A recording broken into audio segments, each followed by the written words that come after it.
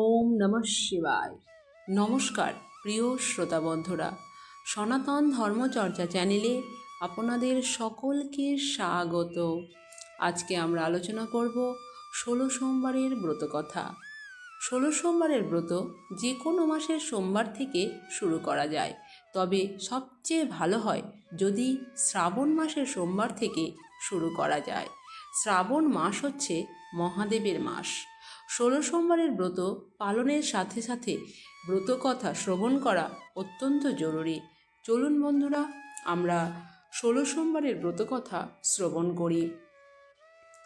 দেবাদিদেব মহাদেব একদিন মৃত্যুলোকে ঘুরতে ঘুরতে অমরাবতীতে এসে পৌঁছালেন। সেখানে মৃত্যুপুরীর রাজা তার জন্য বিশাল এক সুন্দর মন্দির বানিয়েছিলেন। দেবাদিদেব মহাদেব মুগ্ধ হয়ে দেবী পার্বতীর সাথে কিছুকাল সেখানেই বসবাস করতে শুরু করলেন। একদিন মাতা পার্বতী মহাদেবের কাছে পাশা খেলার ইচ্ছা প্রকাশ করলেন। মহাদেবও সঙ্গে সঙ্গে রাজি হলেন। মহাদেব ও মাতা পার্বতী খেলা সবে শুরু করতে যাবেন, এমন সময় সেখানে এসে উপস্থিত হলেন সেই মন্দিরের পুরোহিত। পার্বতী সেই পুরোহিতকে জিজ্ঞাসা করলেন, আচ্ছা বলুন তো কে জিতবে? পুরোহিত কিছু না ভেবে উত্তর দিল, ভোলানাথই জিতবেন। কিন্তু খেলার শেষে জিতলেন দেবী পার্বতী। পার্বতী তাকে বললেন যে তিনি মিথ্যা কথা বলেছিলেন এবং এই অপরাধে তাকে অভিশাপ দিলেন যে তার কুষ্ঠ হবে। সেই পুরোহিত পার্বতীর অভিশাপে একজন কুষ্ঠ রোগীতে পরিণত হয়ে জীবনযাপন করতে লাগলেন। এরপর বেশ কিছুকাল কেটে যায়।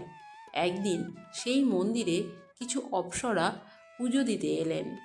পুরোহিতের এই অবস্থা দেখে তারা এর কারণ জিজ্ঞেস করলেন। পুরোহিত তাদের সবটা বললেন। তখন সেই অপ্সরারা তাকে 16 সোমবারের ব্রত করার পরামর্শ দিলেন। সেই অনুযায়ী পুরোহিত অত্যন্ত নিষ্ঠার সাথে 16টা সোমবার ধরে এই ব্রত করলেন।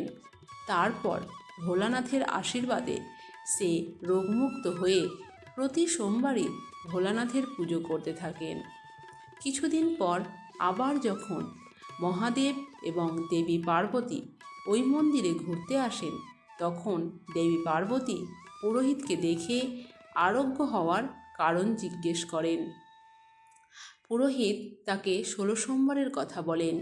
এই শুনে পার্বতীও 16 সোমবার ব্রত করার ইচ্ছা প্রকাশ করেন। পার্বতীর পুত্র কার্তিক মায়ের ওপরে রেগেছিলেন। পার্বতী 16 সোমবারের ব্রত করার পর কার্তিক বাধ্য ছেলের মতো মায়ের কাছে ফিরে আসলেন। তখন দেবী পার্বতী তাকে 16 সোমবারের কথা বললেন। কার্তিক এই ব্রত পালন করে তার এক ব্রাহ্মণ বন্ধুর কাছে পেয়ে যান। বন্ধুটি কার্তিকের কাছে জানতে চায় কি করে তাদের মিলন সম্ভব হলো। তখন দেব কার্তিক তাকে 16 সোমবারের ব্রত কথা জানায়। কার্তিকের সেই বন্ধুটি বিয়ের ব্যাপারে খুব উৎসাহী ছিলেন। একদিন তিনি একটি দেশে গেলেন যেখানে রাজার মেয়ের স্বয়ম্বর চলছিল। স্বয়ম্বরের নিয়ম ছিল একটা হাতি সভায় উপস্থিত, যার গলায় মাল্যদান করবে সেই হবে রাজার জামাই। কার্তিকের বন্ধু তো সভায় বসেছিলেন, হঠাৎ হাতিটা এসে তার গলায় মালা পরিয়ে দেয়। অবাক বন্ধুটা বুঝতে পারেন এই নিশ্চয়ই 16 সোমবারের মহিমা। তার সাথে রাজার মেয়ের বিয়ে হয় এবং রাজা তাকে প্রচুর ধন সম্পত্তিও দেন। ফুলশয্যার রাতে তার বউ তাকে জিজ্ঞেস করেন, এত লোক, এত রাজকুমার থাকতে হাতি তার গলায় মালা পরিয়েছিল কেন? তিনি তখন 16 সোমবার ব্রতের কথা বললেন। তার বউ পুত্র লাভের আশায় 16 সোমবারের ব্রত নিষ্ঠা ভরে পালন করেন এবং একটি পুত্র সন্তান লাভ করেন। সেই পুত্র বড় হয়ে মায়ের কাছে জানতে চায় মা কিভাবে তাকে পেলেন।